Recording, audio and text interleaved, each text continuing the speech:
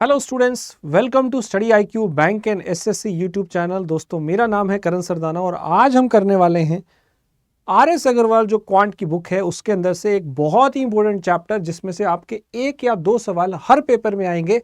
चाहे आप bank PO का पेपर दे रहे हैं, बैंक क्लर्क का, इंश्योरेंस का, रेगुलेटरी का या कोई भी और एग्जाम, हर एग्जाम में आपको चेन रूल वाले क्वेश्चंस मिलेंगे जिसमें ऐसा होता है कुछ मेन कुछ वुमेन इतने दिन में काम करती हैं। ऐसे वाले जो सवाल हैं जिसमें मेन और वुमेन मिलके, मेन एंड बॉयज मिलके इतने समय में इतनी एफिशिएंसी से इतना काम करते हैं, ये वाले सवाल आपको हर पेपर में मिलते हैं।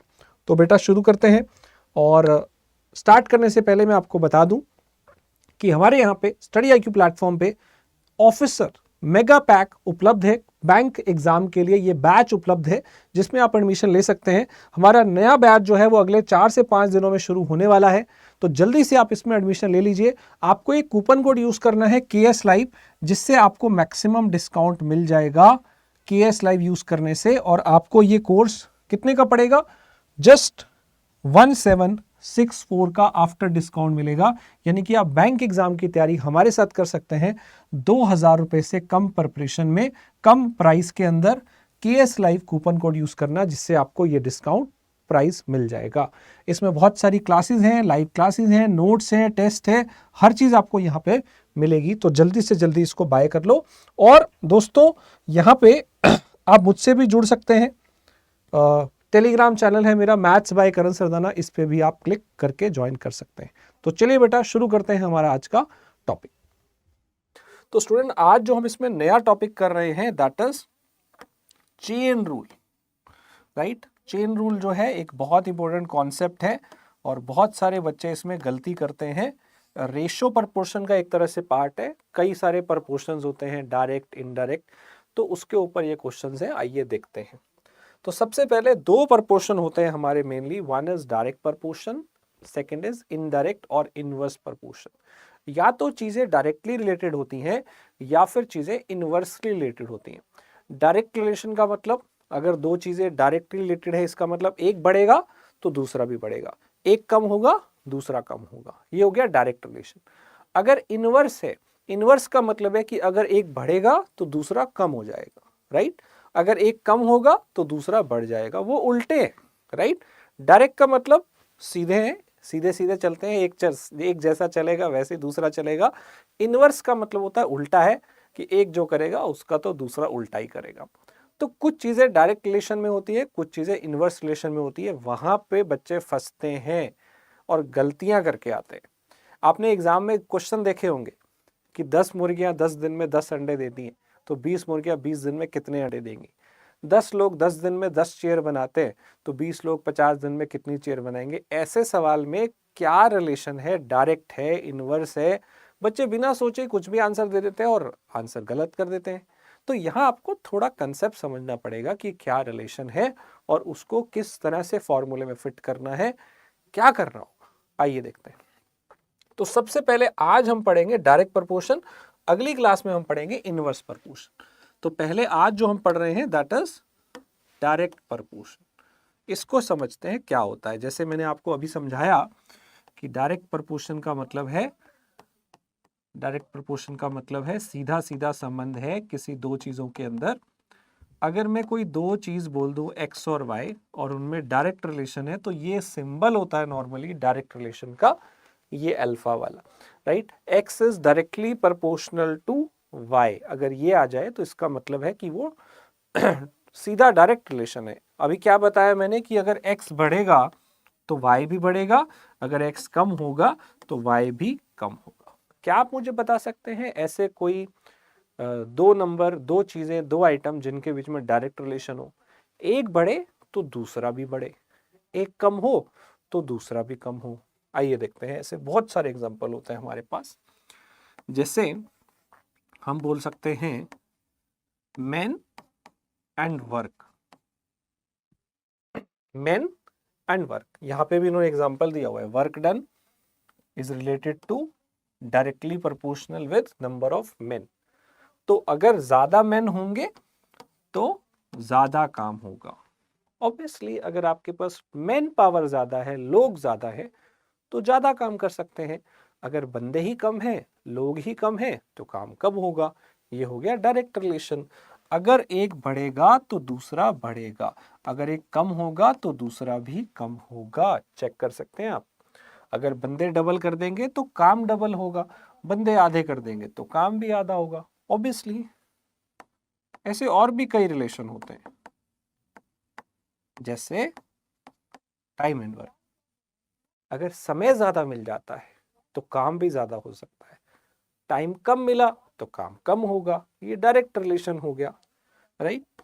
इसके अलावा हम कह सकते हैं एफिशिएंसी किसी बंदे की कितनी है, एंड उसका रिलेशन भी अगर आप वर्क के साथ देखेंगे तो ये रिलेशन भी क्या हो जाएगा? डायरेक्ट हो जाएगा। एफिशिएंसी अगर किसी की ज्यादा है तो ऑब्वियसली वो काम ज्यादा करेगा। The person who is less efficient will do less work, सीधी सी बात है। और भी बहुत सारे एग्जाम्पल होते हैं, जैसे स्पीड एंड डिस्टेंस। अगर आपके पास टाइम सेम है, वही 1 घंटे या 2 घंटे में ही जाना है, अगर आप अपनी स्पीड बढ़ा दोगे तो उसी टाइम में आप डिस्टेंस ज्यादा कवर कर लो, राइट।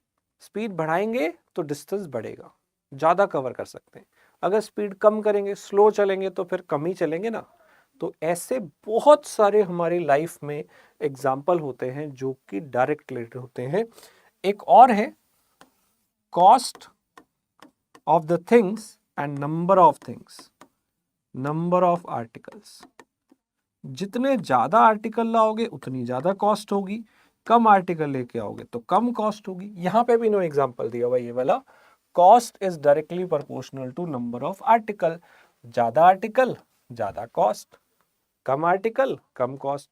ये तो बहुत ज्यादा ही क्वेश्चन आता है ना कॉस्ट आर्टिकल वाला, 2 चीजें इतने की है तो 3 चीजें कितने की होंगी। तो ये हमारा डायरेक्ट प्रोपोर्शन। अब स्टूडेंट इसमें आपको याद क्या रखना है? डायरेक्ट प्रोपोर्शन में आपको ये याद रखना है कि if 2 items are directly related to each other, तो हमेशा याद रखिएगा डायरेक्ट प्रोपोर्शन में उन दोनों का रेशो हमेशा कांस्टेंट रहता है। कांस्टेंट का मतलब होता है बच्चों सेम रहता है, कभी बदलता नहीं। अगर 2 चीजें डायरेक्ट प्रोपोर्शन में हैं तो उसे आप फॉर्मूले में कैसे फिट करेंगे, सॉल्व कैसे करेंगे? चीजें रेशो से। उनका रेशो हमेशा सेम रहेगा। अगर ये डबल तो ये भी डबल, काट के वही चीज आ जाएगी। अगर ये ट्रिपल तो ये भी ट्रिपल, रेशो वही रहेगा। क्या ये समझ में आया? जैसा आप x में बदलाव करेंगे वैसा y में होगा। तो इन दोनों का रेशो कभी बदलने वाला नहीं है। कब? जब चीजें डायरेक्ट प्रोपोर्शन में। तो स्टूडेंट जैसे हम ये बोले कि कहीं पे 2 बंदे हैं और वो 10 चेयर बनाते हैं, आपसे पूछा जाए कि 3 मैन कितनी चेयर बनाएंगे, राइट। एक छोटा सा एग्जांपल ले रहा हूं, 2 बंदे 10 चेयर बनाते हैं तो 3 बंदे कितनी चेयर बनाएंगे? इसको कैसे करेंगे? सबसे पहले आप रिलेशन समझिए क्या है। ये है मैन पावर और ये है इनका chair banana, which is their work, काम है। अब क्योंकि यहाँ पे रिलेशन मैन वर्सेस वर्क है और उसमें ध्यान से सोचिए, बंदे बढ़ाएंगे तो काम बढ़ेगा ना, अगर बंदे कम करेंगे तो काम कम होगा। इसलिए ये डायरेक्ट प्रोपोर्शन है और इसलिए आप इसको रेशो में फिट करके सेम रखें। इन दोनों का जो रेशो है वो इन दोनों के रेशो के इक्वल होगा। मान लो ये x है तो 2 बंदे 10 चेयर बनाते हैं, राइट। मैन वर्सेस वर्क, ये कांस्टेंट रहेगा। 2 बंदे 10 चेयर बनाते हैं तो 3 बंदे कितनी चेयर बनाएंगे? 2 आदमी 10 लोग बनाते थे तो 3 आदमी, यानी कि यहाँ एक तरह से यूनिटरी मेथड चल रहा है कि एक बंदा कितना बनाएगा। अगर 2 बंदे 10 बना रहे हैं तो एक बंदा 10/2 ये उधर जाके डिवाइड भाग हो जाएगा। एक बंदा 5 बनाएगा तो 3 बंदे कितनी बनाएंगे? 5 × 3 15। ऐसे भी कर सकते थे। यूनिटरी मेथड इसी को बोलते हैं कि 2 बंदे 10 चेयर बनाते हैं तो एक आदमी 10/2 5 बनाएगा, 3 आदमी 3 × 5 15 बनाएंगे। इसको रेशो से कर सकते हैं डायरेक्टली ऐसे कि 2 बंदे 10 बनाते हैं तो 3 बंदे कितनी बनाएंगे? ये 2 से कैंसिल हो गया 5 और 5 × 3 x का वैल्यू आ गया है 15। क्या ये समझ में आया? अब ये तभी लगाना है जब चीजों में डायरेक्ट रिलेशन हो। कई बच्चे बिना सोचे समझे हर जगह ये लगा देंगे। मान लीजिए 2 बंदे किसी काम को करते हैं 10 दिन में, और अगर मैं पूछूं एक बंदा कितने दिन में करेगा, अब बच्चों का क्या है, वो तो सेम यही रूल लगा देंगे हर जगह। वो क्या कहेंगे, 2 बंदे 10 दिन में करते हैं, तो अच्छा एक बंदा उधर जाके डिवाइड कर देता और 2 को 5 दिन में कर देगा। कैसे कर देगा अंग्रेजों? 2 बंदे 10 दिन लगाते हैं काम करने में, एक बंदा जब काम करेगा तो अकेला पड़ गया ना। अब बंदे और टाइम की बात चल रही है, डेज का मतलब टाइम होता है। अब ये डायरेक्ट थोड़ी है, अगर बंदे बढ़ाओगे तो जल्दी काम होता है। ये उल्टा हो गया, ये इनवर्स प्रपोर्शन है। इसमें ये ट्रिक नहीं चलती कि भाई 2 बंदे 10 दिन में कर रहे हैं तो एक बंदा 5 दिन में कर देगा। नहीं भाई, ये इनवर्स प्रपोर्शन है, इसमें कुछ अलग होता है। एक बंदा करेगा तो 10 दिन लेगा, अगर बंदे आधे करोगे तो डबल टाइम लगेगा। ये हम आगे पढ़ेंगे। तो ऐसा नहीं है कि हर जगह ये चीज लगाई जा सकती है। आपको ये रेशो कहाँ लगानी है, आप यूनिटरी मेथड कहाँ लगा सकते हो, इधर 2 से भाग किया उधर 2 से भाग किया, ये सिर्फ और सिर्फ डायरेक्ट प्रपोर्शन में लगता है। इनवर्स में उल्टा होता है, वो हम आगे बात करेंगे। तो पहले डायरेक्ट प्रपोर्शन में आप ये चीज समझिए कि अगर 2 आदमी 10 चेयर बनाते हैं तो 3 आदमी कितनी बनाएंगे, रेशो से कर सकते हैं जब वो डायरेक्ट है। ठीक है, और ऐसे बहुत सारे एग्जाम्पल मैंने आपको बताए, main and work, time and work, efficiency and work, speed and distance, cost and article, और भी बहुत हो सकते हैं। तो ये केस टू केस केसेस पे हमें देखना पड़ेगा कि एग्जाम में वो जो 2 आइटम दी हुई हैं उनमें कैसा रिलेशन है। अगर डायरेक्ट है तो यूनिटरी मेथड लगा सकते हैं कि 2 बंदे 10 बनाते हैं तो एक बंदा 2 उधर जाके डिवाइड होगा, 5 बनाएगा, 3 बंदे फिर 15 बनाएंगे, 4 बंदे 20 बनाएंगे, 5 बंदे 25 बनाएंगे, ratio will remain same. I hope आपको समझ आ गया, राइट। तो चलिए हमारा पहला क्वेश्चन करते हैं। पहला क्वेश्चन क्या है, the cost of x metre wire, इसका जो कॉस्ट है वो आपको डी रुपीज दिया हुआ है। तो ये क्या है, कॉस्ट है ना, जितने मीटर लंबी तार होगी उतने ज्यादा पैसे, कम मीटर तार होगी तो कम पैसे, डायरेक्ट रिलेशन हो गया। पूछा क्या है कि वाई मीटर वायर का कितना कॉस्ट आएगा, एक्स मीटर का तो डी रुपीज था, तो वाई का कितना होगा। या तो आप यूनिटरी मेथड से करिए या रेशो से करिए। मान लीजिए मुझे ये निकालना है के, तो इन दोनों का जो रेशो है वो इन दोनों का होगा, मतलब x upon d is equal to y upon k. आपको k निकालना है, ऊपर ले आओ, ये d इधर चला जाएगा ऊपर, और ये x जाके उधर नीचे चला जाएगा। ये ऑप्शन में देखिए कहाँ है, ये रहा मेरा answer, y d upon x. समझ में आ रहा है। इसमें यूनिटरी मेथड भी लगा सकते हैं। x मीटर वायर का खर्चा पता तो 1 मीटर का निकाल लो, ये x उधर जाके डिवाइड हो जाएगा। फिर 1 का पता है y का निकालना है, तो 1 का जो रेट है उसे y से इंटू कर दो, y का आ जाएगा।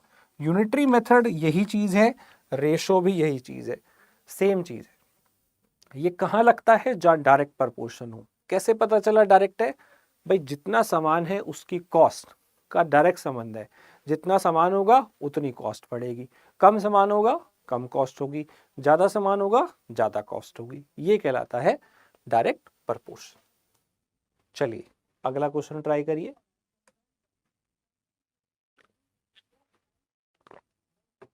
क्या क्वेश्चन है यहाँ पे, 5.5 डजन पेन का जो प्राइस है वो है 1287। आपसे सिर्फ पूछा है 16 पेन का क्या प्राइस हो, तो ये डजन में है। इसे आप पहले मल्टीप्लाई कर लीजिए, कितने हो गया ये वैल्यू, डजन का मतलब 12 होता है, राइट। तो 12 इंटू 5 हो गया 60, और 12 इंटू आधा अलग से जोड़ लो 6, तो ये 66 पेन का कॉस्ट आपको पता है एक तरह से, 1287, राइट। तो 66 पेन का कॉस्ट आपको पता है 1287, और आपको निकालना किसका है, 16 पेन का निकालना है। आप क्रॉस मल्टीप्लाई करके निकाल सकते हो। देखिए किस पे कैंसिल होता है, ये आप कैंसिल कर सकते हैं इन दोनों को 2 पे। ये आपका 33 हो गया, ये आपका 8 हो गया। 33 में 11 होता है, ये भी शायद 11 से डिवाइड होता है, क्योंकि इसका जो ऑल्टरनेट नंबर है, ये भी 9 आ रहा है, ये भी 9 आ रहा है, इनका जो टोटल तो डिफरेंस 0 आ रहा है। तो 11 से डिवाइड करिए, ये 3 पे हो रहा है। 11 से करिए, 11 वन ज़ा 1, फिर 1 8, 11 वन ज़ा 1 और फिर 7, और 3 से ये आपका डिवाइड हो जाएगा किस पे, 3 3 ज़ा एंड फिर 9। तो अल्टीमेटली क्रॉस मल्टीप्लाई करिए, इधर x आ गया और इधर 39 इंटू 8। सो 39 को आप 8 से मल्टीप्लाई कर दीजिए, इसको आप लिख सकते हैं 40 माइनस 1। तो ये मल्टीप्लाई करिए 320 और उसमें से आप 8 माइनस कर दीजिए, आपके पास आ गया 312। सो 312 जो है आपका फाइनल आंसर आ गया है। समझ रहे हैं आप कितना आसान है ये? ठीक है, अगला क्वेश्चन क्या है? 357 मैंगो का प्राइस आपको पता है, 357 मैंगोस का प्राइस आपको पता है कितना है, 1517.25। अप्रॉक्स आपको 49 डजन्स का निकालना है, डजन का मतलब 12 होता है, तो इसका कॉस्ट कितना होगा? तो अगर आप ये देखेंगे 50 माइनस 1 है इंटू 12, यानी कि 600 माइनस 12, 600 माइनस 12 का मतलब आया 584 का जो प्राइस है कॉस्ट कितना होगा? तो ये देखिए, ये 357 का कॉस्ट आपको पता है, 584 का अप्रोक्सीमेटली कॉस्ट कितना होगा ये आपको बताना है। अब स्टूडेंट देखिए, ये 1500 है, ठीक है। अब 1500 का अगर आप डबल कर देंगे तो डबल क्वांटिटी आएगी, तो इसकी डबल क्वांटिटी कितनी आती है? अगर आप 357 की डबल क्वांटिटी करेंगे तो 700 कुछ हो जाएगी, लेकिन ये 700 नहीं है, 700 से कम है। तो आप सीधा आइडिया लगाइए कि अगर मैं इसको डबल करता तो मेरी वैल्यू डबल आती, लेकिन मुझे डबल तो लानी नहीं है, उससे कम लानी है, तो मेरा आंसर डबल से कम है। 1500 का डबल 3000, 3000 से कम मुझे एक ही ऑप्शन दिख रहा है। देखो बाकी सारे तो 3000 से ज़्यादा बड़े ऑप्शन है, तो कई बार हिट एंड ट्रायल से वैसे ही देखने से समझ में आ जाता है, यहाँ एग्जैक्ट पॉइंट में निकालने की जरूरत नहीं है, राइट। अगर इधर डबल होता तो उधर भी डबल होता, तो 3000 रुपये लगते लगभग, 3034-35 रुपये, पर 3000 से कम वाला एक ही ऑप्शन है ये, और यहाँ क्वांटिटी भी 3000 से डबल से कम है। और रेशो से इसको करते, अगर हम करते तो वैसे एग्जैक्ट निकालना होता तो 357 के हिसाब से हमारी कॉस्ट है इतनी, और फिर हमारी 584 के हिसाब से कॉस्ट कितनी आएगी, ये मेरा क्वेश्चन है। इसको हम सिंप्लीफाई कर लेते, पर मुझे ऑप्शन से डायरेक्ट समझ में आ रहा है। अगला क्वेश्चन, ये हमारी डेली लाइफ में हम बहुत करते हैं कि एक पाव, एक क्वार्टर इतने का आता है, राइट। एक क्वार्टर जो है वो इतने का आता है, तो आप बताइए कि एक क्वार्टर पोटैटो जो है वो 60 पैसे के आते हैं, तो 200 ग्राम कितने के आएंगे? ठीक है, अब एक क्वार्टर का मतलब क्या होता है? क्वार्टर का मतलब होता है 250 ग्राम। क्वार्टर मतलब एक चौथाई। क्वार्टर साल में भी 4 होते हैं ना, 4 क्वार्टर होते हैं। तो 250 ग्राम की कॉस्ट है 60 पैसा, आपसे 200 ग्राम की पूछी है, कोई दिक्कत नहीं है शायद। 250 ग्राम की कॉस्ट आपको पता है 60, तो 200 ग्राम की कॉस्ट कितनी होगी? सॉल्व कर लीजिए, 50 से काट दीजिए, ये 5 पे और ये 4 पे। अब 5x की जो वैल्यू है वो क्रॉस मल्टीप्लाई करके 60 इंटू 4 आ गई, तो 5 से ये कट जाएगा 12 पे, 12 इंटू 4 कितना हुआ? 48 पैसे वाला ए ऑप्शन जो है ये आपका आंसर हो जाएगा। समझ रहे हैं यूनिटरी मेथड कहाँ लगाना है? जहां चीजें डायरेक्ट प्रपोर्शन में होती हैं, इनवर्स में नहीं लगाते। इनवर्स में क्या करना है वो हम आगे सीखेंगे। चलिए अगला क्वेश्चन क्या है देखते हैं। अगर एक बकेट का 4/9 पार्ट फिल हो गया है 1 मिनट में, rest of it will be filled in कितना टाइम? तो ये क्या रिलेशन है? ये जो रिलेशन है किसके बीच में? इतना काम इतने समय में हुआ है, तो अब बाकी काम कितने समय में हुआ, किसके बीच में रिलेशन है? Time and work. और मैंने आपको ये बताया था एग्जाम्पल में, टाइम ज्यादा होगा काम ज्यादा होगा, टाइम कम होगा तो काम कम होगा, ये भी डायरेक्ट रिलेशन है। तो आपकी बकेट का 4/9 भरने में तो 1 मिनट लगा है, ठीक है। तो आपसे पूछे बाकी कितने में होगा। अगर ये हो गया है तो बाकी हिस्सा निकालने के लिए हम 1 में से माइनस कर देंगे, वो कितना आएगा? 9 माइनस 1। 4/9 काम होने में कितना समय लगेगा, राइट? 4 5/9 होने में कितना समय लगेगा? तो 4/9 में 1 मिनट लगा था, 5/9 में कितना लगेगा? रेशो से करिए। 4/9 में 1 मिनट लगा था, 5/9 में कितना समय लगेगा? निकाल सकते हैं। 9 से 9 कट गया, क्रॉस मल्टीप्लाई करिए। 4x इज इक्वल टू 5, तो x का वैल्यू आ गया इतने मिनट। ये कौन सा ऑप्शन है? सी। ये वाला हमारा आंसर आ जाएगा 5/4 मिनट। पहले आपको रिलेशन समझना है कि वहां टाइम एंड वर्क है। अगर बंदे ज्यादा हैं, काम भी ज्यादा हो रहा है, ये डायरेक्ट है। डायरेक्ट में आप यूनिटरी मेथड लगा सकते हैं। यूनिटरी मेथड समझते हैं कि एक का निकाल लिया, वो भी कर सकते हैं। 4/9 में एक लगाए तो 1 वाले में इसको उधर जाके उल्टा कर दो, 9/4। और ये निकालने के लिए, अगला निकालने के लिए जो भी चाहिए उसको इससे इंटू कर दो, तो वो भी सही तरीका है, राइट। और या फिर आप रेशो से कर सकते हो, राइट। आई होप आपको समझ में आ गया। चलिए अगला क्वेश्चन है। एक फ्लैग है, एक झंडा है इतने मीटर हाई, उसकी ना शेडो पड़ती है, छाया पड़ती है इतने मीटर की। तो अगर एक बिल्डिंग है जिसकी शेडो पड़ रही है इतनी, उसी कंडीशन में फिर उसकी हाइट क्या हो? तो क्या बात चल रही है? किसी चीज की हाइट है और उसकी नीचे शेडो पड़ रही है। अब देखो, जितनी बड़ी चीज होगी उतनी ही उसकी शेडो पड़ेगी, मानते हो? छोटी चीज है, शेडो छोटी होगी, बड़ी चीज है तो शेडो बड़ी होगी। कौन सा प्रोपोर्शन हुआ? डायरेक्ट हुआ तो उनका रेशो सेम रहेगा। अब एक आइटम आपसे मांगी होगी, आपने बस जो भी चीज डायरेक्ट रिलेशन में हो, जैसे यहाँ पे हाइट और शेडो है, ये डायरेक्ट रिलेशन में, इनका रेशो सेम रहेगा। तो पहले हाइट थी जब बिल्डिंग की या किसी चीज की 17.5 मीटर थी, तो उसकी शेडो थी 40.25। अब आपके पास जो हाइट है वो हो गई है 28.75। सॉरी, ये शेडो है, ये शेडो है।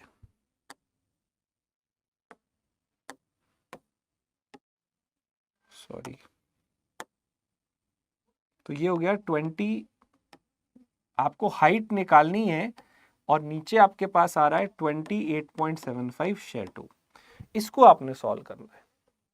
तो हाइट निकल जाएगी, ये इधर ले जाके मल्टीप्लाई कर दीजिए।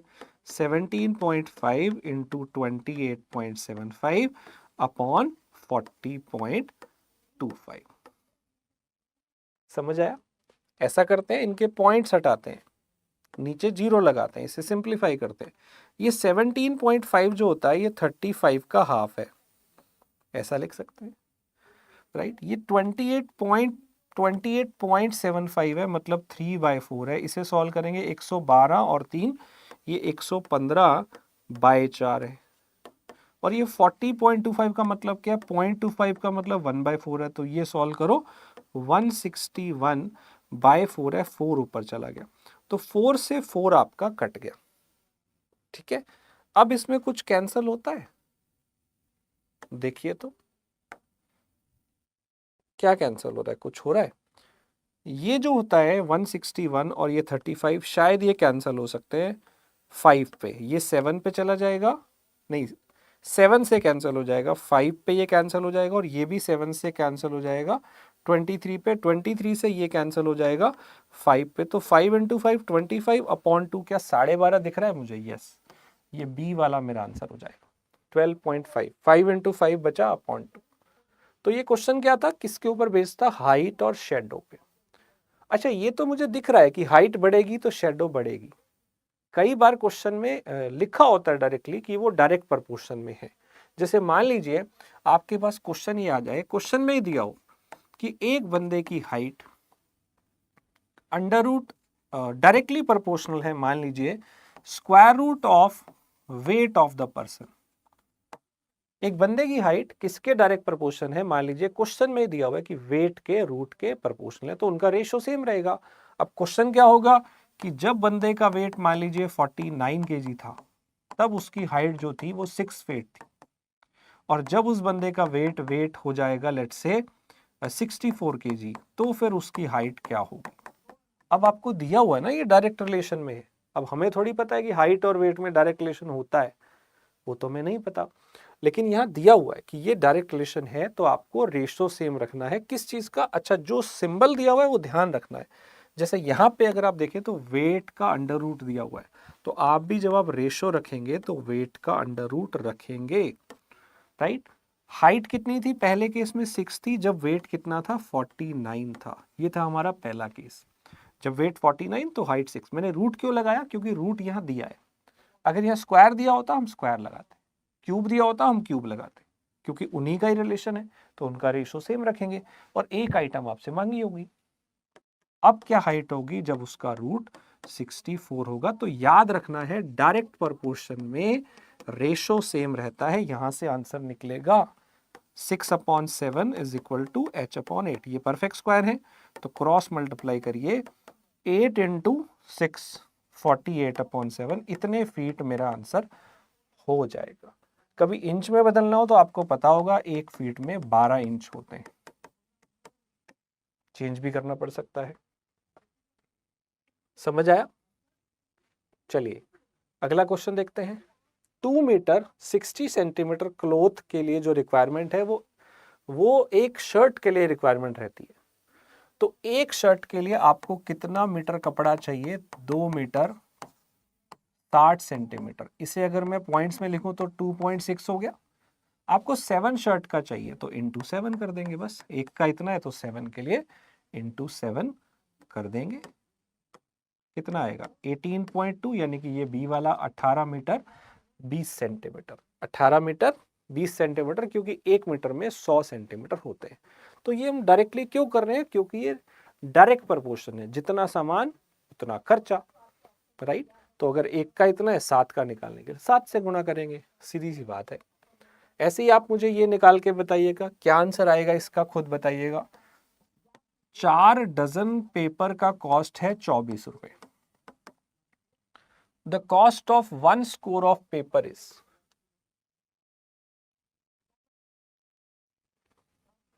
बताइए। 4 डजन का जो है कॉस्ट, 4 डजन का जो कॉस्ट है वो 24 रुपए है, तो एक स्कोर ऑफ पेपर क्या होता है? अब कई बच्चों को स्कोर नहीं पता होगा, वो मैं आपको बता दूं कि 1 स्कोर का मतलब होता है पेपर के अंदर 20 पेपर। तो 20 पेपर का आई थिंक आप कॉस्ट निकाल सकते हैं। 4 डजन का आपको पता है, डजन का मतलब 4 इंटू 2 का कॉस्ट हो गया है 24। अगर ये 12 काट दें तो ये 2 पे आ गया, मतलब 4 का जो कॉस्ट है वो 2 रुपीज है। आपको एक स्कोर का निकालना है, 20 पेपर का निकालना है, तो इंटू 5 कर देंगे तो 20 पेपर का आ जाएगा, 20 पेपर का कॉस्ट आ जाएगा 10 रुपए। डायरेक्ट इंटू कर सकते हैं, इधर जिससे इंटू कर रहे हैं उधर भी उसी से इंटू कर सकते हैं। क्यों? क्योंकि ये डायरेक्ट रिलेशन है, जितना सामान होगा उतनी कॉस्टिंग होगी। डायरेक्ट रिलेशन में रेशो कर सकते हैं सेम, या जिससे इधर मल्टीप्लाई कर रहे हैं उधर भी उससे मल्टीप्लाई करके काम चला सकते हैं, राइट। तो अगला क्वेश्चन है स्टूडेंट, ये भी पेपर में पूछा जाता है, ये थोड़ा सा कई स्टूडेंट को ट्रिकी लगता है लेकिन इतना मुश्किल नहीं है। देखिए क्या क्वेश्चन है। 8 फैन, अब यहाँ दो चीजें आ गई, 8 फैन एंड 14 ओवन, इनका मिला के जो कॉस्ट है वो है 36.520। और आगे पूछा है कि 12 फैन एंड 21 ओवन का जो खर्चा है वो कितना होगा। देखो अब यहाँ स्टूडेंट दो वेरिएबल है, नॉर्मली दो वेरिएबल होते हैं तो दो इक्वेशन चाहिए होती हैं, तभी हमें इन दोनों की वैल्यू मिलती है। जैसे हम बचपन से सॉल्व करते आ रहे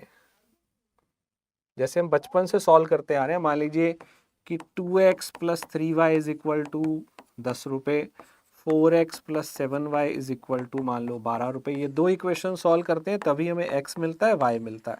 ये हम बचपन से सॉल्व करते आ रहे हैं। तो दो चीजें सॉल्व करने के लिए दो इक्वेशन चाहिए तभी वो सॉल्व हो पाती।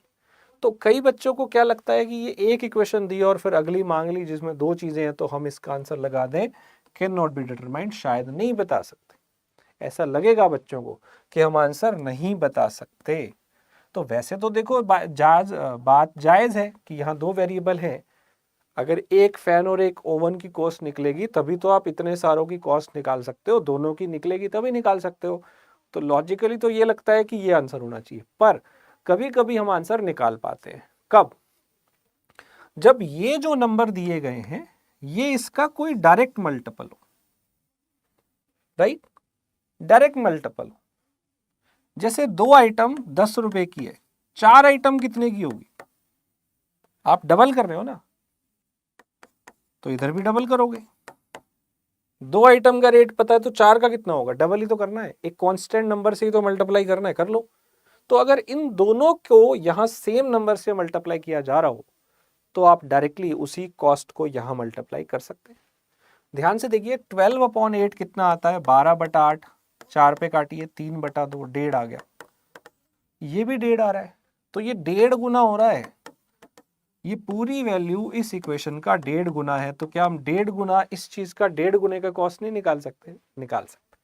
तो बच्चे कैन नॉट बी डिटरमाइंड लगा के आ जाते हैं, लेकिन इस क्वेश्चन में अगर ये भी नंबर उतने ही गुना है और ये भी नंबर उतने गुना है, फिर हमें अलग अलग कॉस्ट नहीं पता, फैन और ओवन की ना भी पता हो, तब भी हम टोटल कॉस्ट तो बता ही सकते हैं ना, क्योंकि हमने आइटम्स को 1.5 गुना किया है, तो प्राइस भी 1.5 गुना बढ़ जाएगा।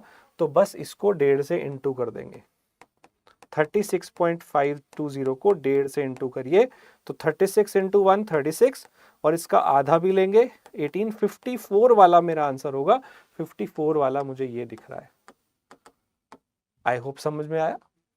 1.5 गुना क्यों किया? क्योंकि प्राइजेस दोनों में 1.5 गुना हो रहे थे। अगर ये 1.5 गुना होता और ये ना होता, फिर हम आंसर नहीं लगा सकते थे एक इक्वेशन से। हमें 2 इक्वेशन चाहिए, तभी एक्स और वाई निकलता है, फिर ही हम ये निकाल सकते। पर ये हम कब निकाल पा रहे हैं? जब आपके आर्टिकल दोनों तरफ सेम नंबर से मल्टीप्लाई हो रहे। तो यही सेम क्वेश्चन है अगला। आंसर बताइएगा। 21 पेन और 9 पेंसिल क्लिपर का कॉस्ट इतना है, 7 पेंसिल और 3 क्लिपर का कॉस्ट कितना होगा?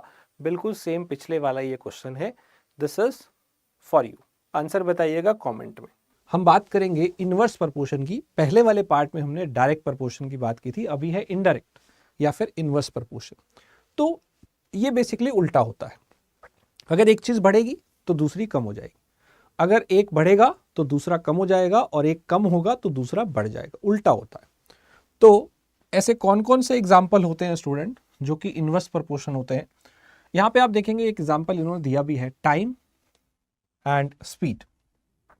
टाइम एंड अगर आप देखेंगे टाइम वर्सेस स्पीड, तो ऐसा होता है कि स्पीड एंड टाइम, इनमें अगर आप रिलेशन देखेंगे तो ये इनवर्स है। Speed is inversely proportional to time.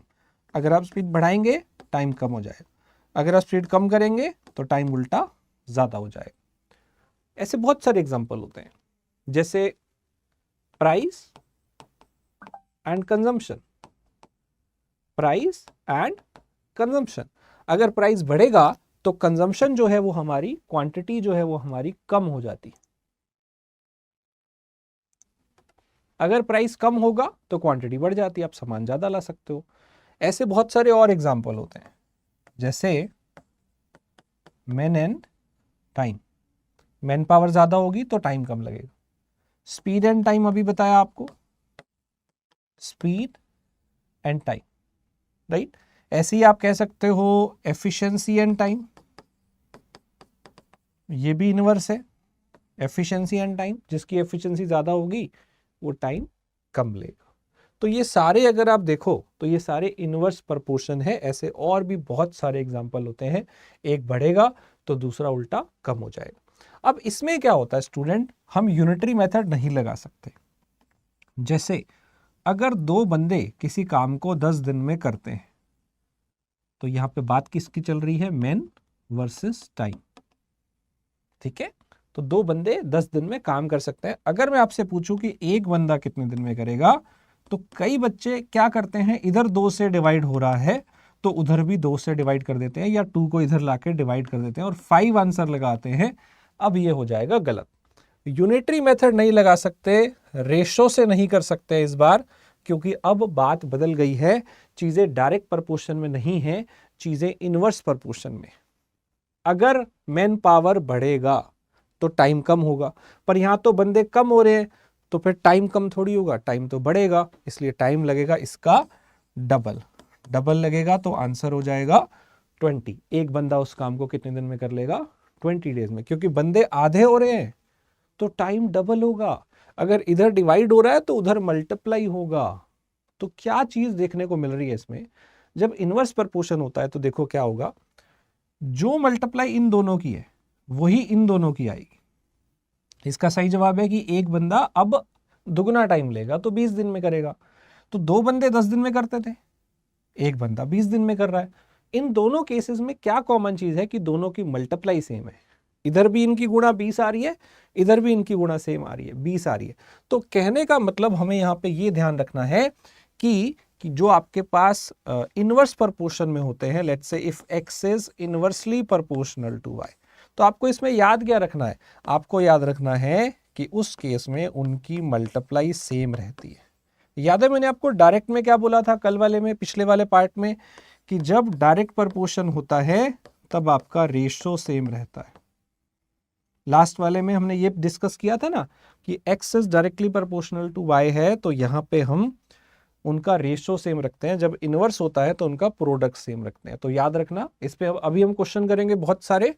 Next है हमारे पास क्वेश्चन लेते हैं। क्वेश्चन मैंने आपको बताया कि जब भी इनवर्स प्रपोर्शन आता है तो उसमें हमें उनकी जो मल्टीप्लाई है वो सेम रखनी है।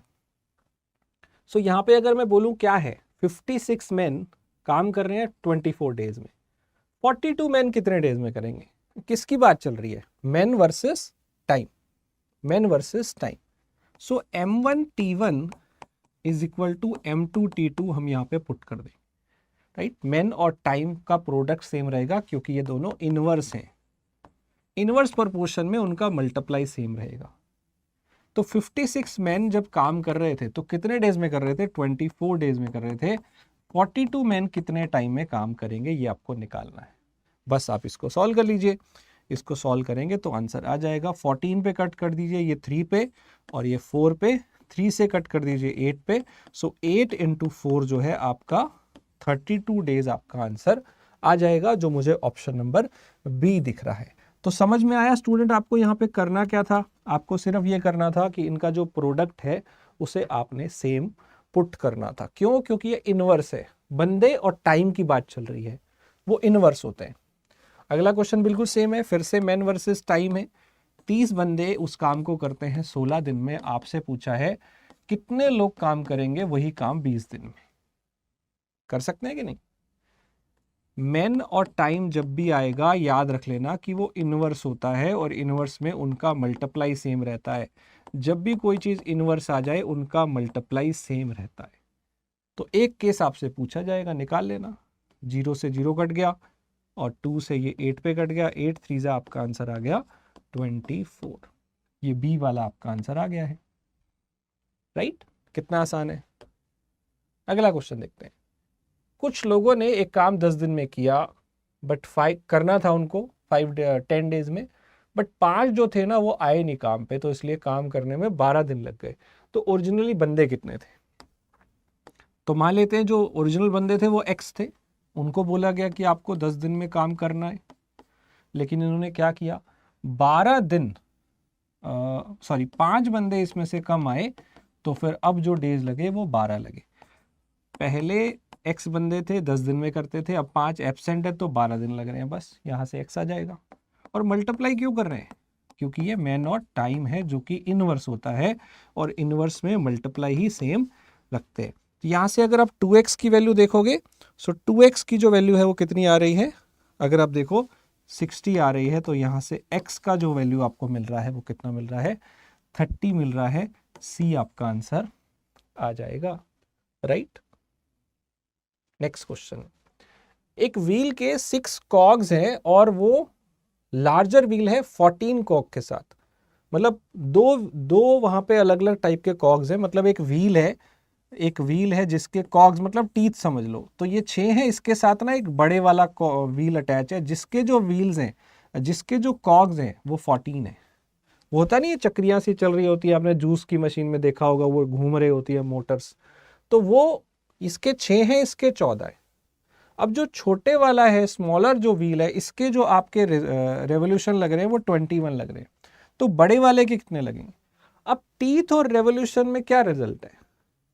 देखो, जितना छोटा होगा वो आपका जल्दी घूमेगा, जितना बड़ा होगा वो आपका लेट घूमेगा।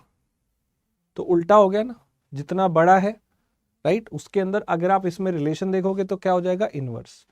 कि अगर हम 6 कॉग वाले का लेते हैं, 6 कॉग वाले का अगर आप लेते हो तो फिर इसका जो आएगा, और हमें किसका बताना है, 21 वाले का। 21 वाले का कितना है, राइट। 6 वाले का अगर आप देखो, स्मॉलर जो व्हील है उसके अंदर जो है 21 रेवोल्यूशन है। आपसे क्या पूछा, लार्जर व्हील वाले में कितना होगा, राइट। सो आप ये समझते हो कि यहां उल्टा होगा कि ये जितना छोटा व्हील होगा वो रेवोल्यूशन ज्यादा लेगा, जितना बड़ा होगा उसकी रेवोल्यूशन कम होगी, तो इनवर्स हो गया ना।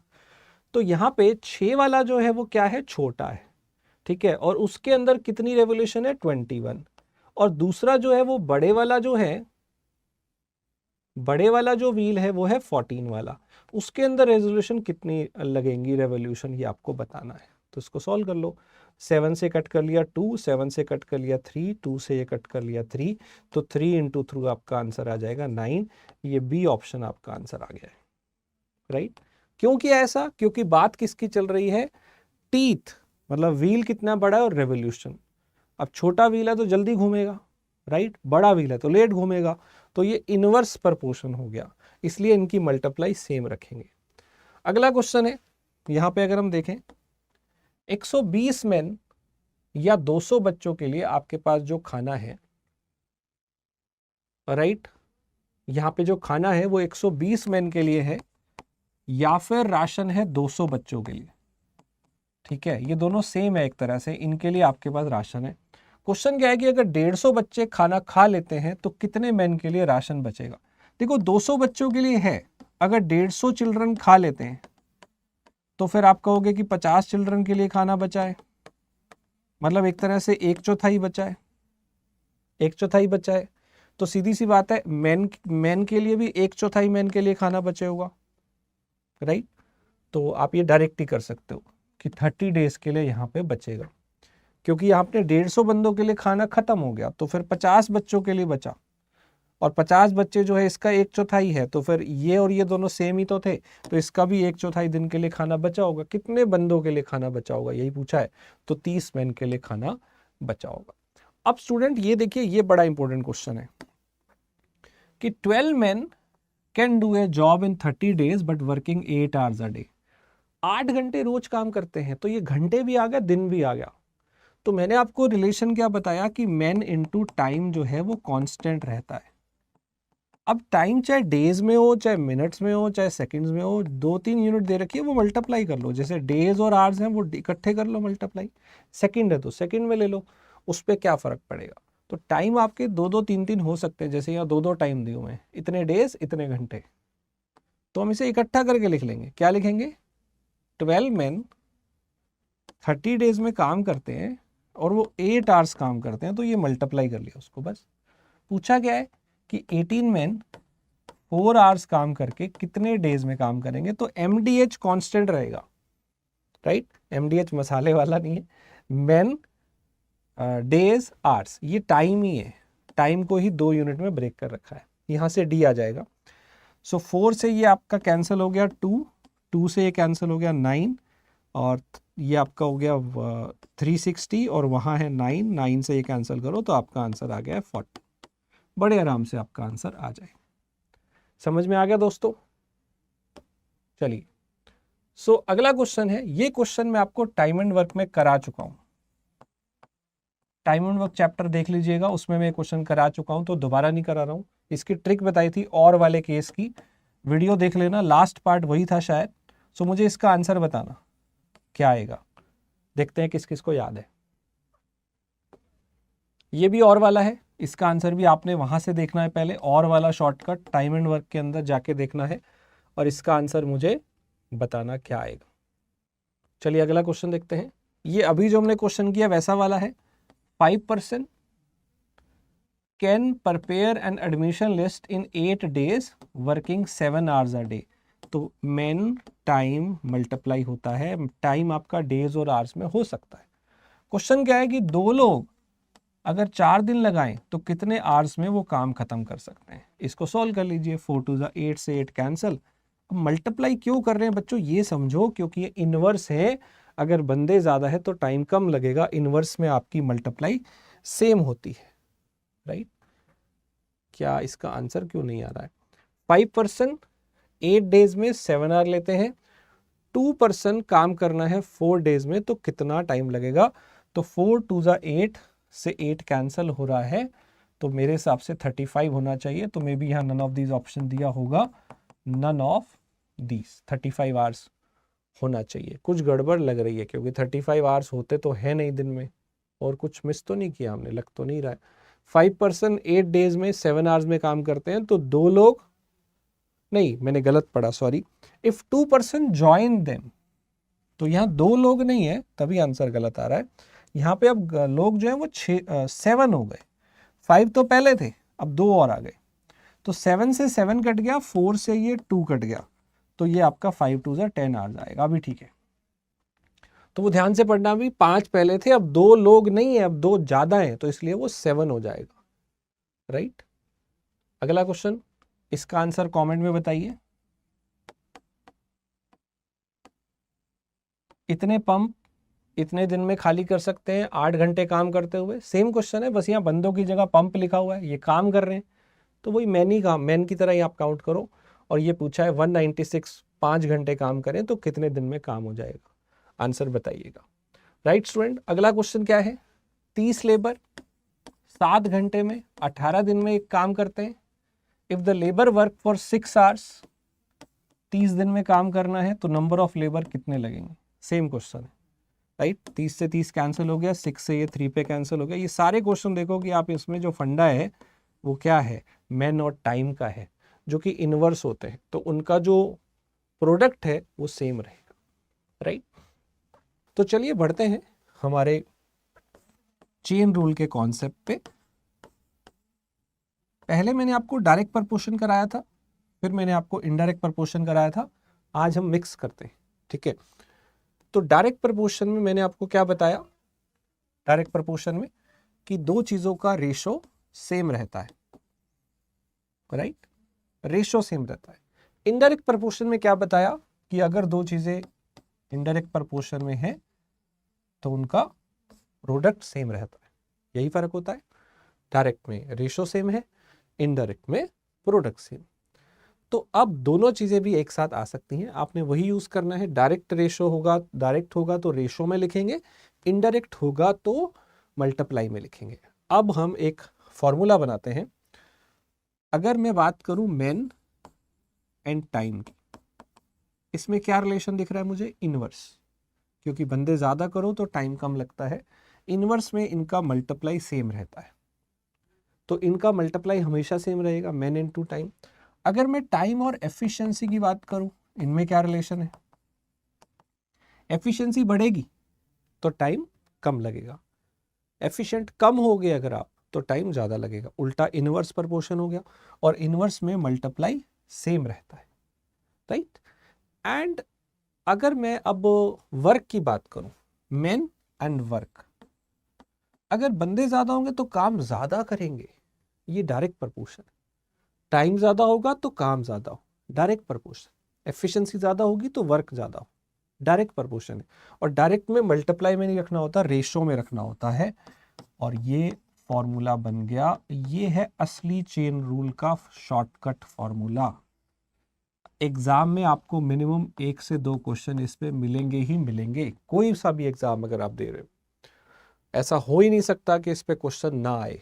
तो ये 2 नंबर 1 क्वेश्चन आपका पक्का है, याद रख लो। मेन टाइम एफिशिएंसी ऊपर आएगा, वर्क नीचे आएगा। वो क्वेश्चन होते हैं ना, 10 लोग 10 दिन में 10 चेयर बना सकते हैं, तो 100 लोग 100 दिन में कितनी चेयर बनाएंगे। 10 मुर्गियां 10 दिन में 10 अंडे देती हैं, तो 100 मुर्गियां 100 दिन में कितने अंडे देंगी। ऐसे वाले सवाल इस फॉर्मूले से करने। इसमें 4 आइटम है, मेन टाइम एफिशिएंसी ऊपर रखना है, अकलौता जो वर्क है वो आपको नीचे रखना है, और इनका रेशो हमेशा क्या रहेगा, कांस्टेंट रहेगा।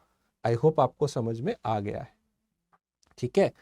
तो ये फॉर्मूला याद रख लीजिए, main time efficiency and work will be always same. और मैंने आपको एक वीडियो में एक पार्ट में ये भी बताया था कि टाइम जो है वो अलग अलग यूनिट में हो सकता है, डेज में, आवर्स में, तो वो मल्टीप्लाई ही रहेगा, राइट। टाइम दो भी हो सकते हैं, डेज, आवर्स, वो मल्टीप्लाई रहेगा चाहे कितने भी यूनिट दे रखे हो। मेन, टाइम, एफिशिएंसी ऊपर रहेगा, नीचे वर्क रहेगा, बस। और ये 4 आइटम है, इसमें से आपको 2 भी पेपर में आ सकती है, 3 भी आ सकती है, चारों भी एक साथ आ सकती है। तो चलिए सवाल करते हैं। हमारा अगला क्वेश्चन ऐसा ही है कि 4 मैट वेवर्स हैं जो बुनते हैं मैट को बेसिकली, ठीक है। तो वो 4 जो मैट बुनने वाले लोग हैं वो 4 मैट को बुनते हैं 4 दिन में। तो उसी रेट के हिसाब से आप बताओ कि कितने मैट वो बुन पाएंगे 8 लोग 8 डेज के अंदर। अब यहाँ कंफ्यूजन हो जाती है बहुत सारे लोगों को, ऊपर रखना है नीचे रखना है। मैंने आपको शॉर्टकट बता दिया है कि मेन, टाइम, एफिशिएंसी ऊपर आएगा, वर्क नीचे आएगा। यहाँ पे मैट वीवर्स हैं, वो बुनने वाले लोग हैं, तो मेन दिया हुआ है, इतने डेज लेते हैं, टाइम दिया हुआ है, और वो इतने मैट्स बनाते हैं, वो उनका काम है। कोई भी वर्ब आ जाती है, चेयर बनाना, दीवार तोड़ना, चूहे खाना, ऐसा कुछ भी काम आ जाए, जैसे ये बनाते हैं 4 मैट, तो ये इनका काम है ना, और काम का रखा जाएगा नीचे। इस क्वेश्चन में एफिशिएंसी नहीं है, मैन है, टाइम है और वर्क है, तो इसको हम इक्वेट रख देंगे। पहले केस के अंदर ये तीनों चीजें जो हैं दूसरे केस के इक्वल रख देंगे, यही तीनों चीजें, बस यहां से आंसर आ जाएगा। पहला केस पूरा दिया हुआ है कि 4 बंदे मेन 4 दिन में टाइम काम करते हैं 4 मैट बनाना। मैट बनाना क्या है, इनका काम है।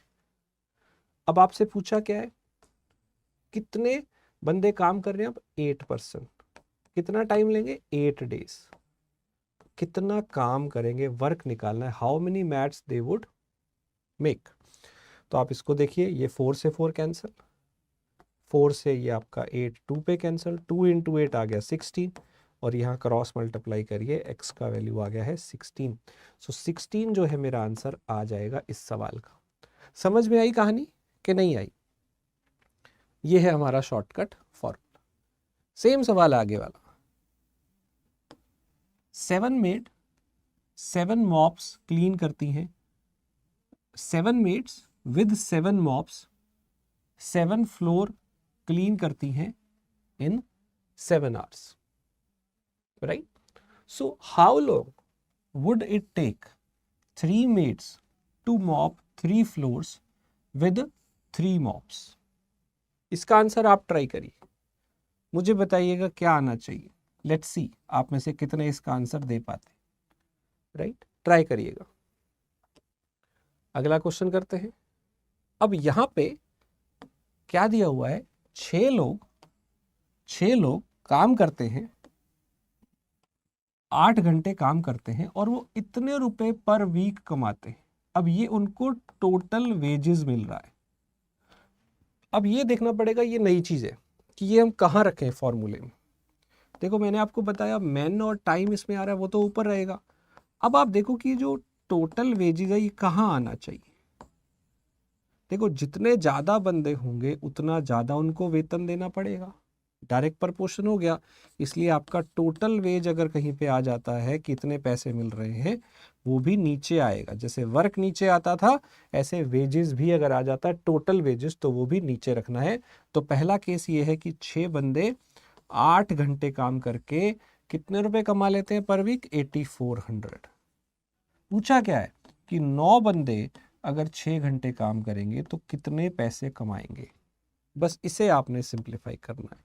6 से मुझे लगता है 6 कैंसिल हो गया, राइट? अब क्रॉस मल्टीप्लाई करिए, 8x is equal to 9 into 8400, और ये 8 से पूरा ये कैंसिल हो रहा है, 1050।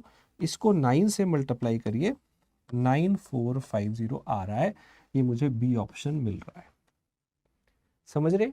इस बार टोटल वेजेस की बात आई, तो टोटल वेजेस भी नीचे रखना है, एफिशिएंसी ऊपर रखनी है, वर्क नीचे रखना था, और वर्क के साथ साथ टोटल वेजेस भी अगर आ जाए तो वो भी नीचे रखना है। ये है पूरा फॉर्मूला, टोटल वेजेस भी नीचे रखना है। ठीक है, अगला क्वेश्चन देखते हैं। तो ऐसे बड़े आसान से सवाल है, बस ये देखना है कि ऊपर क्या रखना है, नीचे क्या रखना है। नहीं समझ आए तो देख लेना, डायरेक्ट प्रपोर्शन है तो रेशो में रखोगे, इनवर्स प्रोपोर्शन है तो मल्टीप्लाई में रखोगे। पहले दोनों पार्ट में मैंने आपको वो अलग अलग समझाया था। तो यहाँ पे क्या है, 5 वर्कर्स 3 डेज में कुछ काम करते हैं। वो काम क्या करते हैं, 60 kg वीट को कलेक्ट करते हैं। तो ये उनका काम है, काम का रखा जाएगा नीचे, मैन टाइम ऊपर आएगा और वर्क आएगा नीचे, और इसे दूसरे केस के बराबर रख देंगे। दूसरा केस क्या है कि 8 लोग 5 दिन में काम करेंगे तो कितना काम करेंगे, राइट। सो यहाँ पे 5 से 5 कैंसिल होगा, 3 से 20 कैंसिल होगा, 20 इंटू 8 अगर इसे मल्टीप्लाई कर लें तो 160 मेरा आंसर आ जाएगा। I hope it is clear, right. अगला देखते हैं, 50 लोग 30 दिन में 350 kg राइस कंज्यूम करते हैं, खाते हैं ना इतना खाना, तो वो कंजम्पशन नीचे आ जाएगी। और आगे पूछा है 35 लोग कितने टाइम में 50 kg खाना खाएंगे, ये उनकी कंजम्पशन है सॉरी, कंजम्पशन हमारी क्या हो जाएगी, नीचे आ जाएगी। इसको सॉल्व कर लो, राइट। 0 से 0 कट, और कुछ कैंसिल हो रहा है क्या,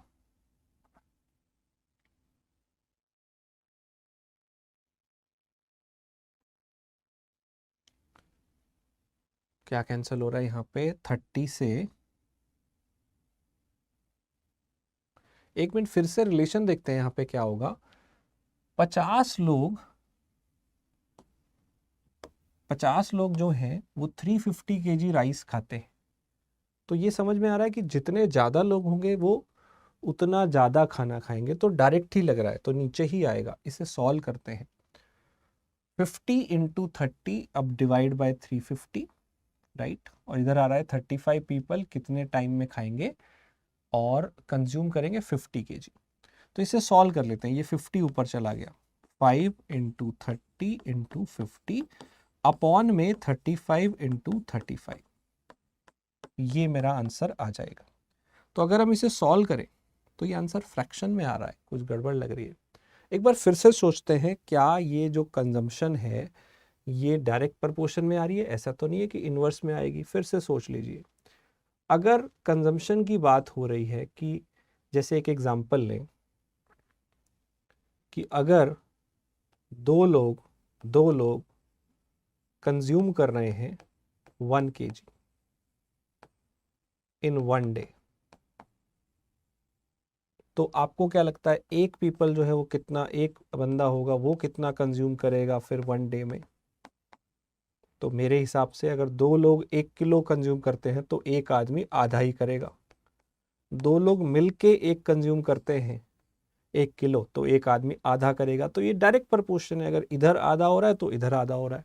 तो मेरे हिसाब से कंजम्पशन नीचे आना चाहिए। तो 50 इंटू 30 अपॉन 350 आया, उधर आ रहा है 35 इंटू टी अपॉन 50। तो इसका आंसर शायद कैंसिल नहीं हो रहा है, बिकॉज 5 से ये कैंसिल होगा 10 पे, 5 से ये 7 पे, और 5 से ये 6 पे और 7 पे। तो नीचे 7 7 जब 49 आ रहा है, फ्रैक्शन में आंसर मुझे लग रहा है। सो नन ऑफ दीज मुझे आंसर लग रहा है। एक बार आप बताइएगा कि क्या आंसर होना चाहिए इसका।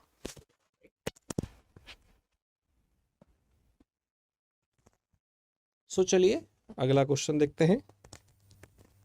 What is our next question. ऐसा ही क्वेश्चन आगे है। 8 men 24 डेज में वो इतना हेक्टेयर जो है खेत जोत सकते हैं। तो वो उनका काम है 80 हेक्टेयर काम करना, काम को नीचे रखा जाएगा। और आगे क्या पूछा है कि 36 men 30 डेज में कितना काम कर पाएंगे। इसे सॉल्व कर लीजिए, 8 से ये 10 पे कैंसिल हो गया, राइट। और टी को ऊपर ले जाइए, 24t is equal to 36 into 30 into 10। तो इसको 12 पे कैंसिल कर लेते हैं, ये 2 एंड ये 3, और 2 से ये आपका कैंसिल हो जाएगा 15 पे। तो 45 इंटू 10 मल्टीप्लाई करेंगे तो टी का वैल्यू वुड बी 450 हेक्टेयर। ये वाला मेरा आंसर होना चाहिए। Is it clear, right. चलिए, सो अगला क्वेश्चन क्या है। 5 men काम करें, 5 men काम करें या फिर 7 वुमेन काम करें, उन्हें मिलते हैं 5250 रुपीज। आपको बताना है कि 7 men एंड 13 वुमेन को कितने मिलेंगे। तो ये टोटल वेजेस है। मैंने कहा था कि मेन के साथ ये डायरेक्ट प्रपोर्शन में है तो रेशो में लिखा जाएगा। ठीक है, तो आपको क्या पता है कि 5 मेन जब करते हैं उन्हें 5250 रुपीज मिलते हैं। क्वेश्चन क्या है कि 7 मेन एंड 13 वुमेन को जब पैसे मिलेंगे तो कितने मिलेंगे। अब ये आप तब तक नहीं निकाल सकते जब तक ये कैंसिल ना हो जाए। यहाँ दो दो वेरिएबल है, उसे आपको एक में लाना पड़ेगा, और एक में लाने के लिए रिलेशन यहाँ पे दिया हुआ है कि आप 5 मैन की जगह क्या लिख सकते हो, 5 मैन की जगह 7 वुमेन लिख सकते हो। तो मैं 5 मैन की जगह 7 वुमेन लिख देता हूँ। ठीक है, और अब 7 मैन को भी कन्वर्ट करते हैं वुमेन में। एक मैन कितना आएगा यहाँ से 7/5। तो 7 मैन कितने हो जाएंगे, 7 से इंटू कर दो, 7 7 जा 49/5 वुमेन। तो ये हम यहाँ पुट कर देते हैं 49/5 वुमेन प्लस है 13 वुमेन। इसे सॉल्व कर लीजिए।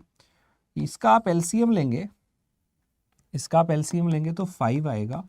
सो 49 प्लस 13 5 जा 65। इसे आप ऐड करिए 114 आ रहा है शायद। सो 7 मेन को जो पैसे मिलते हैं वो है 5250। आपसे क्या पूछा है, ये 114 ही आ रहा ना, तो 114/5 इतने वुमेन को, सॉरी ये वुमेन में आ गया था ना, तो हमने इसको वुमेन में लिखा था, ये वुमेन में है, उधर भी वुमेन में ले आए हैं। इसको सॉल्व कर लेते हैं, इनको कितने रुपए मिलेंगे। तो वुमेन से वुमेन कैंसिल, 7 से आपका ये कैंसिल होता है क्या, नहीं 7 से वो नहीं हो रहा, तो ये हो रहा होगा। तो अगर मैं यहाँ से टाइम निकालूं कितना आया, 114 इंटू ये ऊपर चला गया 5250 अपॉन में नीचे 5 तो पड़ा ही है, और ये 7 भी नीचे आ जाए।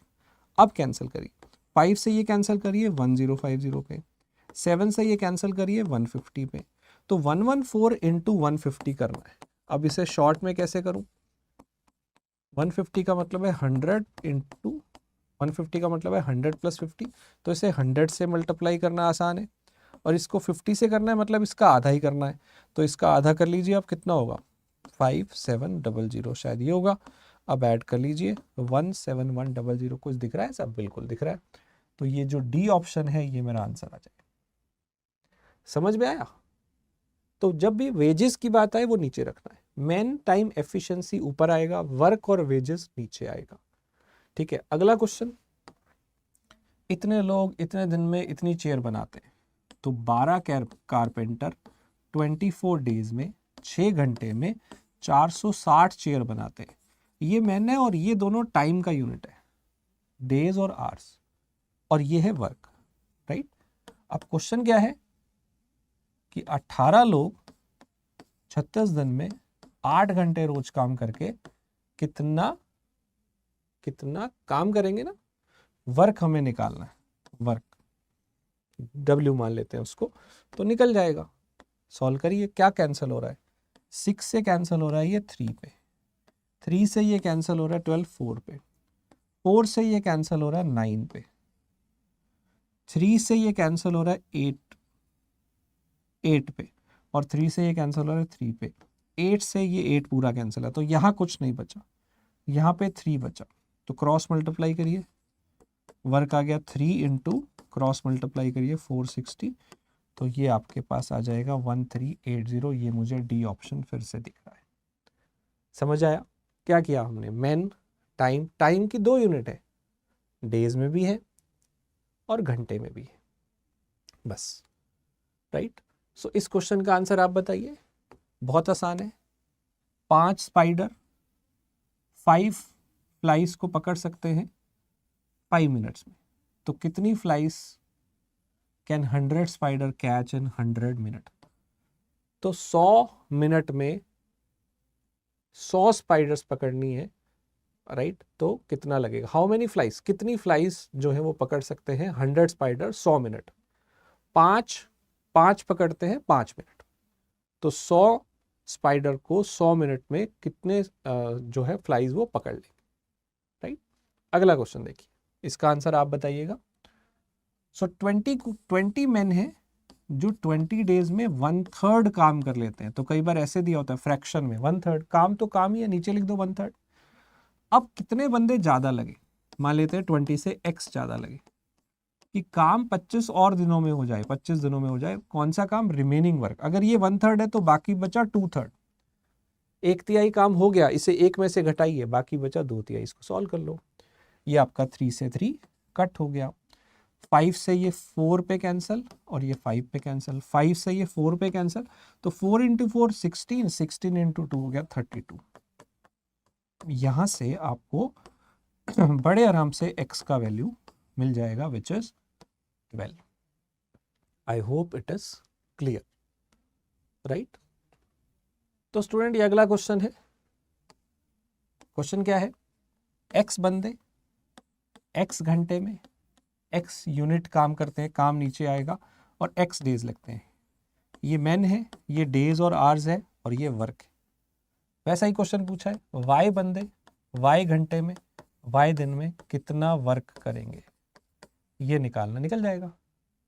ऊपर क्या आ रहा है? ये कैंसिल हो गया, एक्स स्क्वायर आ गया इधर, उधर वाई क्यूब है अपॉन वर्क, तो क्रॉस मल्टीप्लाई करिए, ये इधर जाएगा, वो नीचे आएगा, तो y cube upon x square वाला कोई ऑप्शन दिख रहा है, y cube upon x square, ये डी वाला आंसर आ जाएगा। फंडा समझ आया? चेन रूल कॉन्सेप्ट का क्या था? आई होप समझ में आ गया होगा। सो स्टूडेंट ये जो क्वेश्चन है इसे नोट कर लीजिए, इसका आंसर आपको कमेंट में बताना है। सो ये था हमारा chain rule topic. I hope आपको बेसिक्स कंसेप्ट के साथ समझ आए होंगे। तो मेरी खास बात यही है कि मैं बहुत बेसिक से चीज़ों को समझाता हूँ ताकि अच्छे से चीज़ें समझ में आ जाए। तो एक बार कमेंट करके बताइएगा कि आपको ये सेशंस, ये सीरीज़ कैसे लग रही है और चीज़ें समझ में आ रही हैं कि नहीं आ रही। सो स्टूडेंट्स, आई होप आपको चेन रूल जो टॉपिक है वो अच्छे से समझ में आया होगा। अगर आप मुझसे पढ़ना चाहते हैं तो आप हमारे bank mega pack officer batch में ज्वाइन कर सकते हैं, जिसकी क्लासेस अगले 3 से 4 दिनों में शुरू होने वाली है।